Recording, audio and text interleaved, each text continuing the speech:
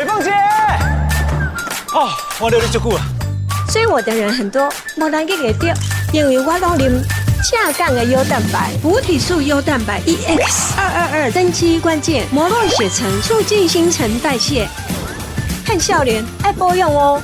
来，继续补体素优蛋白 EX， 强化配方，增肌 Yes。马上点击资讯栏连结，跟美凤姐一起喝补体素优蛋白 EX。Hey everybody, welcome back to Sip&Talk. I'm Joe.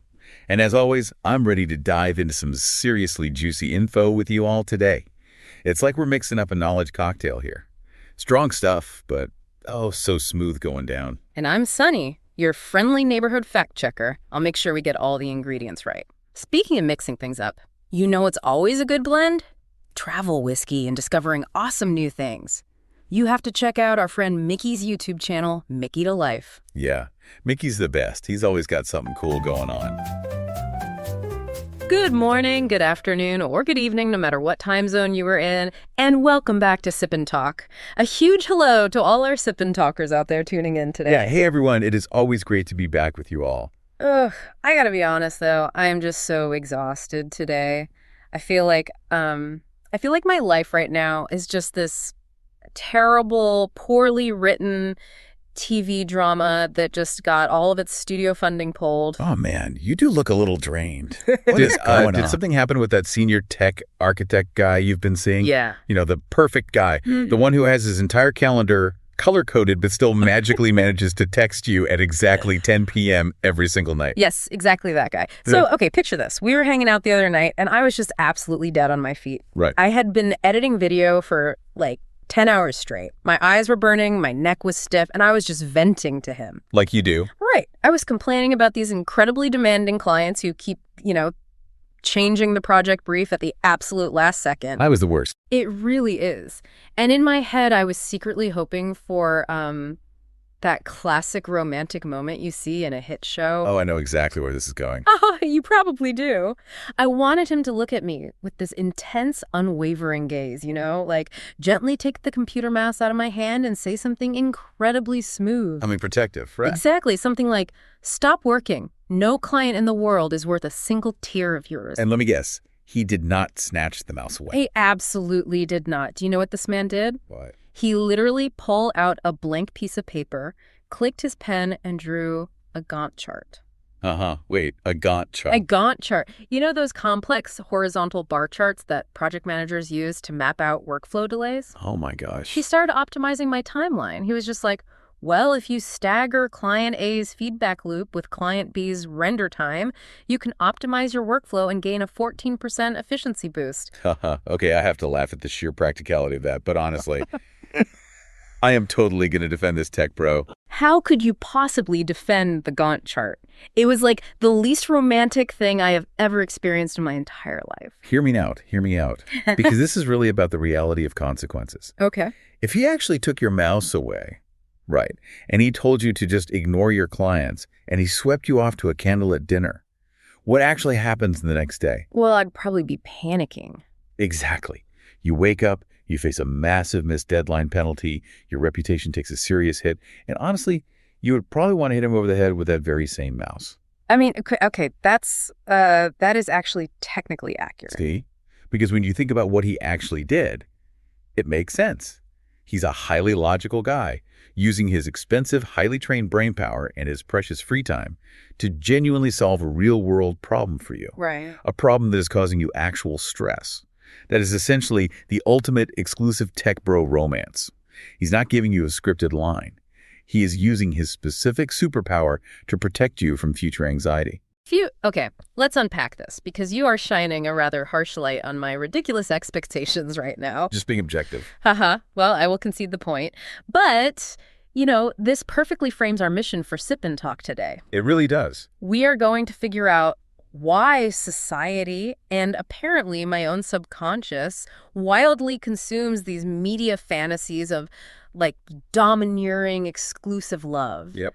And more importantly, how do we reconcile those glossy, high-budget fantasies with the rough, practical, Gantt chart reality of modern romance? It is such a fascinating tension.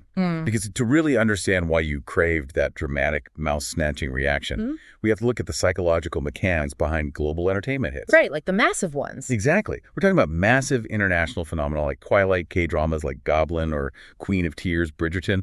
People make the mistake of thinking these shows are popular simply because they feature rich, handsome men. But it's more than that, right? Way more. The core psychological engine driving these stories is this concept of the unconditional transfer of extreme privilege. Wait, the unconditional transfer of extreme privilege. That sounds like a tax loophole for billionaires or something. Break that down for me. Well, let's look at the first major illusion these shows sell, which is the omnipotent gaze and absolute security. Okay. Look at a character like Edward Cullen in Twilight. He can literally read the mind of every single person on the planet, right? Except Bella's. Oh, right. She's the exception. Or Kim Shin from the K-drama Goblin. He is a literal deity. He has complete control over reality, but he loses all his composure and control around his mortal bride. So they offer a kind of refuge. Exactly. They provide a mental refuge. Think about the modern world for a second. Everyone is dealing with relentless survival anxiety. Oh, totally. The unstable job markets, inflation, just trying to survive. Plus impossible beauty standards. So these characters, they offer an absolute impenetrable bubble of security. Here's where it gets really interesting to me, though, and I kind of want to push back on this a little bit. Go for it. If you strip away the vampires and the superpowers and the massive mansions, isn't this fantasy essentially just regressing to an infant mother dynamic? Oh, that is a fascinating angle. Right, because the infant mother dynamic is like our first biological experience of unconditional safety. Which makes it the perfect blueprint for these stories. Exactly. Because think about it. When you are an infant, you are completely ordinary. You can't do anything. You're a mess. You contribute absolutely nothing to the household. Zero contribution. Zero. Yet to your mother, who is this all-powerful being that basically controls your entire universe, you are the absolute center of everything. She anticipates your needs. She accepts all your flaws. I see where you're going with this. So this adult media fantasy is basically, I can remain completely ordinary, flawed, and exhausted, but an all-powerful being will make me the center of their universe and shield me from the harshness of the world. That is exactly what is happening neurologically. And, it ties seamlessly into the second major fantasy, which is taming the dangerous man. Oh, the bad boy trope. Yep. It is the universal trope of the deadly vampire, the cold-hearted CEO, or the ruthless mafia boss. To the rest of the world, he's an absolute beast. He destroys his enemies, dominates boardrooms, all of that. But to the heroine, he is a harmless, purring house cat. Right. He is a weapon to everyone else, but just a warm blanket for her.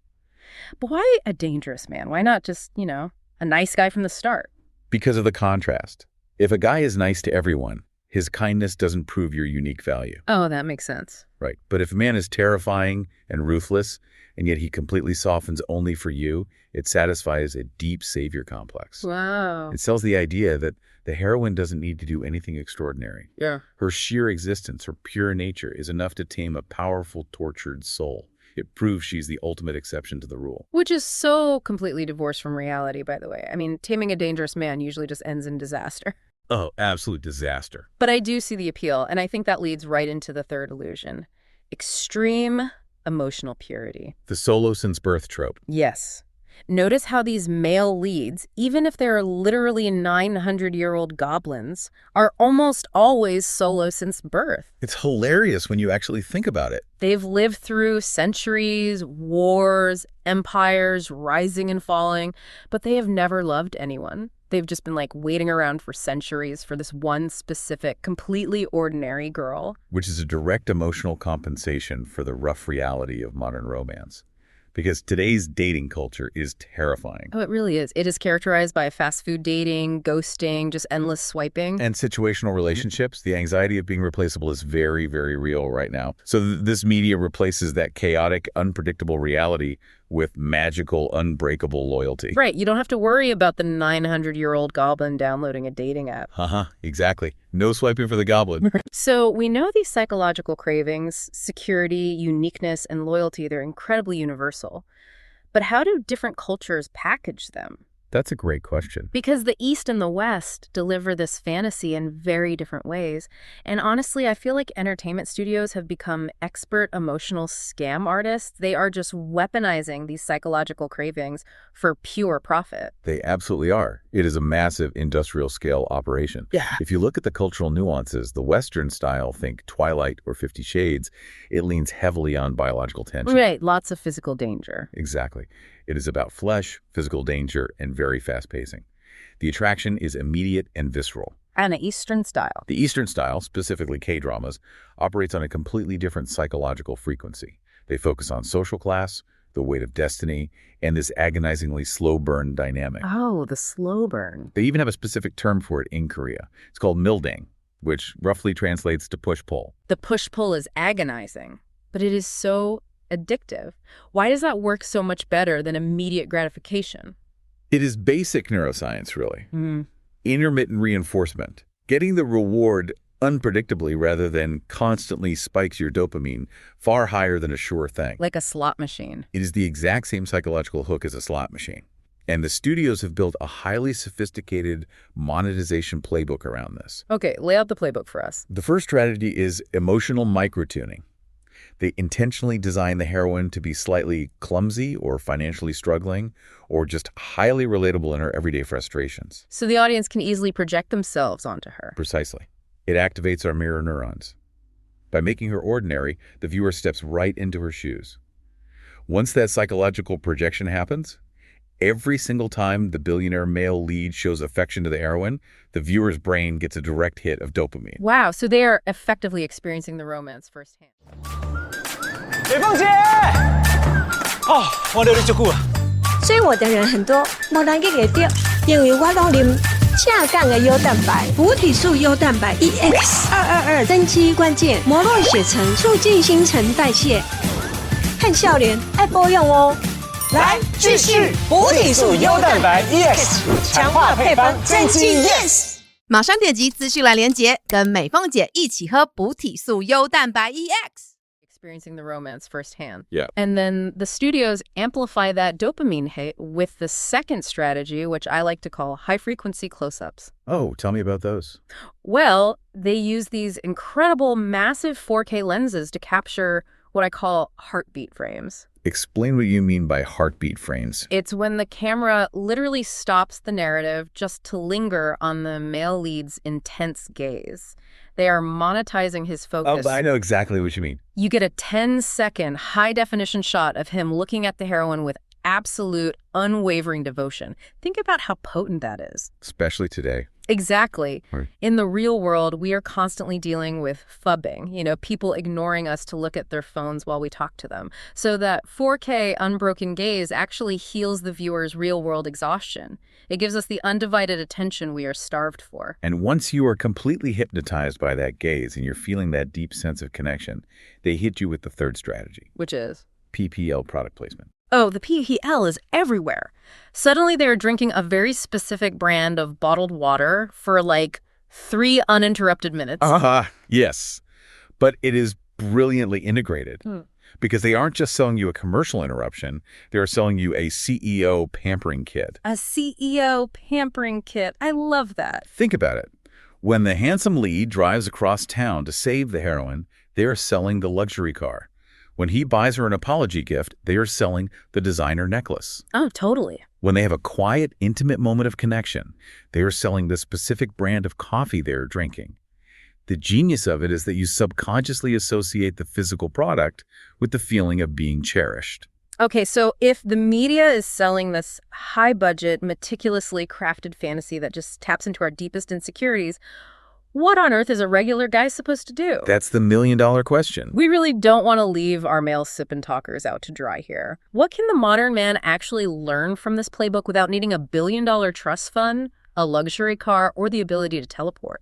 That is probably the most important takeaway from Sip and Talk today. Because you don't need $1 billion or superpowers. The first lesson for the real world is about high-quality presence versus mere proximity. Meaning, just sitting on the same couch next to your partner while you play a video game or scroll social media doesn't count as spending time together. Exactly. Proximity is not presence. The real superpower that modern men can extract from these shows is simply putting the phone face down for 20 minutes. Just 20 minutes. Making real, sustained eye contact. Remembering the small details. If she complains about a frustrating interaction with her boss on Tuesday, bringing it up and asking how she is feeling about it on Thursday. Right. Or remembering your favorite local street food, like picking up that specific tofu pudding she loves without her having to ask. That kind of intentional presence mimics the omnipotent focus of a TV character, but it's entirely achievable. It shows she is the priority. I really love that. Pure, undivided attention is the new luxury. And that actually flows perfectly into the second lesson, which goes right back to my Gantt chart trauma. Back to the Gantt chart. Always back to the Gantt chart. The lesson is soothe anxiety before logic. Look, when I was complaining about my video editing clients, I wasn't asking for a project manager. You didn't want a consultant? No. I already know how to manage a project. I was asking for an ally. I wanted emotional resonance. I wanted him to say, your clients are out of their minds. They don't deserve your hard work. Right. I did not want an immediate SWOT analysis where he maps out my strengths, weaknesses, opportunities, and threats like I'm a failing tech startup. That is a classic communication clash, though. You want the emotional hug first.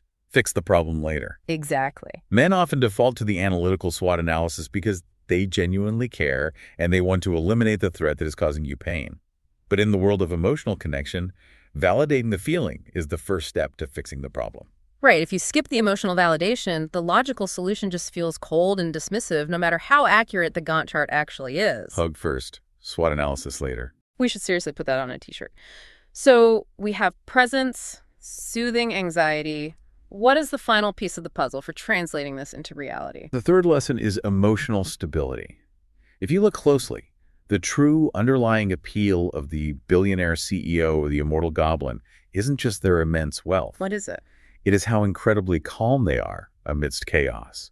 A man who flies off the handle at everyday inconveniences, someone who rages at traffic, screams at a waiter over a wrong order, or smashes his keyboard when a video game lags, that instantly shatters any romantic illusion. Oh, 100%. Emotional regulation is the ultimate real-world superpower. A calm nervous system makes the other person feel safe. Okay, but this raises a really important question. What happens when a guy actually plays by all these rules, he memorizes the playbook, does all the right things, and still completely fails? Let's bring in the case study of our mutual friend, Mickey. The Mickey case study. This is a crucial cautionary tale for anyone trying to apply media logic to real-world dating. Right. So for everyone listening, our friend Mickey was dating this girl, and he did everything right according to the script. He was hyper-focused on her. He was extremely protective. He remembered all the small details, and he gave her 100% of his attention from day one. Full leading man mode. Basically. But the girl felt absolutely nothing for him. She actually pulled away, and Mickey was crushed. His immediate takeaway was, well, women just want toxic bad boys, or they only care about looks. Which is a very common but fundamentally incorrect conclusion. What Mickey completely misunderstood is the critical difference between baseline attraction and relationship skills. Break that down. He deployed excellent relationship skills, loyalty, protection, deep attention. But he did it before establishing any baseline of mutual attraction. No, it's like that restaurant analogy we talked about. Yes, tell them the analogy. So it's like Mickey spent 12 hours in the kitchen meticulously preparing a perfect 5-star dry-aged steak. He plated it beautifully, but the girl walked into the restaurant just wanting a quick, casual bowl of ramen. The steak isn't bad. It's a beautiful steak. But if you force someone to eat a heavy steak when they just want ramen, it feels overwhelming. It's a total mismatch of baseline needs and timing. That restaurant analogy hits the nail right on the head. And this reveals the ultimate illusion of the playbook. In those shows, the extreme focus, the staring, the grand gestures, they work because the audience already knows the girl is deeply attracted to the guy. Love is an amplifier, not a generator. Wow. Love is an amplifier, not a generator. So if the spark isn't there, turning up the volume just creates noise. Exactly. If a guy goes into full intense boyfriend mode before mutual attraction is established, his extreme focus doesn't feel romantic to the woman. It feels like immense suffocating pressure. It's just too much. It feels like he is demanding a level of intimacy that simply hasn't been earned yet. It's too much, too soon. So, synthesizing all of this, the media scams, the 4K dopamine hits, the failed playbooks, what does this actually mean for us navigating the real world? It brings us to a major philosophical reversal. Should men just force themselves to memorize this playbook and act like these scripted leads? Absolutely not. And here's the core takeaway for today's discussion. If you don't do you, it's not you. Say more about that. This isn't just a reminder for women to manage expectations. It is a profound liberation for men. We spent this time unpacking how entertainment studios precision engineer these flawless, sterile, emotional greenhouses just to sell products. Right. But reality isn't shot on a 4K camera with a soft focus filter. Reality's rough, it's anxious, and it's imperfect. Very imperfect. So if a modern man, let's say a highly logical engineer, forces himself to swallow these pink formulas of a perfect boyfriend, if he hides the fact that he had a terrible day at work just to absorb his partner's negative energy, or he forces himself to say cheesy lines like, the world doesn't matter, only you do, when that's not how his brain works. What happens? He stops being a genuine partner. He becomes a fake tool for a fantasy. When you put on a mask to play a perfect character, true intimacy dies. That angle completely shifts my perspective, because if he isn't being himself, then in that relationship, who am I actually loving? Yeah. Am I loving the living, breathing human sitting in front of me, or am I just loving a shadow projected on a screen? Exactly. So the ultimate lesson here is not how to turn reality into a TV show. It is about using the insights from these shows, understanding our deep psychological cravings for security and focused attention, and then returning to embrace the rough, unfiltered reality. I love that. Women can recognize their need for safety without demanding perfection. Men can offer genuine presence without needing to be a billionaire or a mind reader. Yeah. And both sides have to allow each other to actually be themselves. And you know what? Realizing that makes me view my Gantt chart guy in a totally different light. Oh. Yeah. He can keep using his tech bro logic to analyze my workflow, and I can keep a little bit of my romantic idealism. A real relationship isn't about finding a flawless script. It is about two very imperfect people looking at each other's rough edges and deciding to tackle the real world side by side as teammates. That is the real romance right there. Yeah. The genuine effort. Just a quick disclaimer, though. Our objective analysis of these cultural media phenomena today is really meant to encourage independent, critical thinking. We aren't criticizing any specific groups, countries, or individuals. Of course not. But before we wrap up, I want to leave everyone with a final thought to ponder. We talked about how these studios use 4K cameras and microtuning to hijack our dopamine. Right. Well, think about where technology is heading. If AI and virtual reality eventually reach the point where they can perfectly simulate that all-consuming 4K gaze, a digital partner specifically tailored to never argue, never get tired, and always prioritize you, will we even want real-world relationships anymore? Or will the messy, frustrating, hand-drawn Gantt charts of real human effort become our most precious and rare commodity? Something to think about. That is a brilliant and slightly terrifying thought to end on. Well, that is all the time we have for Sip and Talk today. If you enjoyed unpacking this massive topic with us, please make sure to subscribe to the Sip and Talk podcast wherever you listen to your audio. Please do. And a special shout out to our good friend Mickey. Despite his misadventures in the dating world, he makes absolutely incredible content. Go support his latest travel vlog on his YouTube channel, Mickey to Life. Definitely go check Mickey out. He does great work. We will see you all next time. And remember, I will take a messy, hand-drawn Gantt chart over a perfect scripted illusion any day of the week. Take care, everyone.